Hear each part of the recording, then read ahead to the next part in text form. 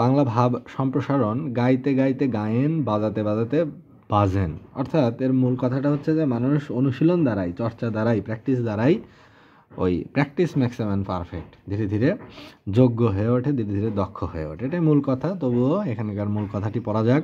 সেটা হলো যে চর্চা বা অনুশীলন দ্বারাই মানুষ আস্তে আস্তে দক্ষ হয়ে ওঠে, এজন্য তাকে দীর্ঘ সময় ব্যয় করতে হয়।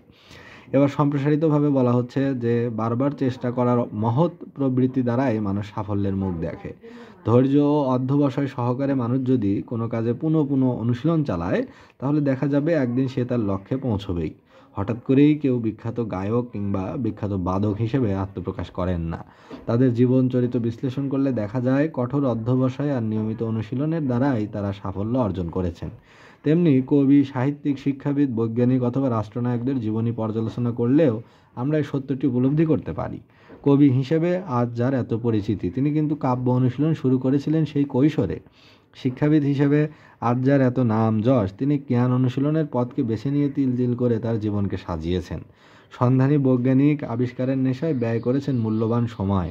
আর রাষ্ট্রনায়ক নিজেকে গ্রহণযোগ্য করার জন্য নিয়েছেন রাজনীতির পাঠ। ক্ষমতার কেন্দ্রবিন্দুতে পৌঁছার জন্য পাড়ি দিয়েছেন প্রতিকূল সময়। শ্রম, উদ্যম আর অধ্যবসায় দ্বারাই অসাধ্যকে সাধন করা যায়, অসম্ভবকে সম্ভব করা যায়। যাদের প্রচুর পর্যবেক্ষণ শক্তি আছে এবং যারা পরিশ্রমী, উদ্যমী এবং সহিষ্ণু, তাদের দ্বারা কোনো কিছুই অসম্ভব নয়। সফলতার চাবি একদিন তাদের হাতের মুঠোয় আসবেই।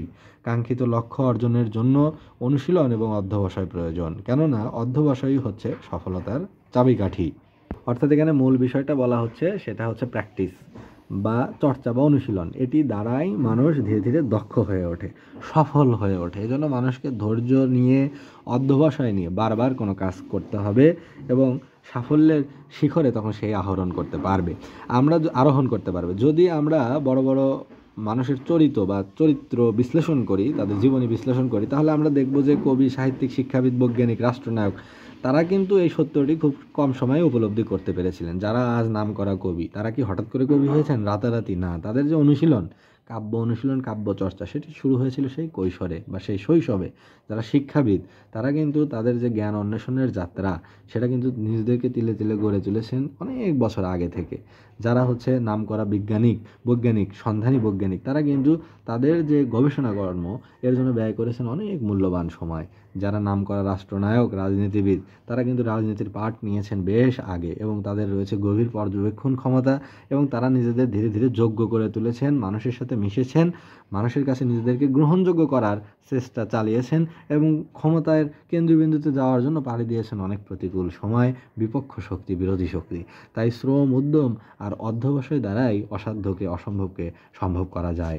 তাই থাকতে হবে পরিশ্রমী, হতে হবে উদ্যমী, হতে হবে সহিষ্ণু। তাহলেই সফলতা একদিন হাতের মুঠোয় আসবে। শেষ কথায় বলা যায় যে কাঙ্ক্ষিত লক্ষ্য অর্জনের জন্য অধ্যবসায় এবং অনুশীলনের কোনো বিকল্প নেই, কারণ অধ্যবসায়ই হচ্ছে সফলতার চাবিকাঠি। তো এই যে ভাব সম্প্রসারণটি, এটি পড়া হলো উচ্চতর বাংলা ব্যাকরণ ও নির্মিতি, লিখেছেন ডক্টর নিরঞ্জন অধিকারী।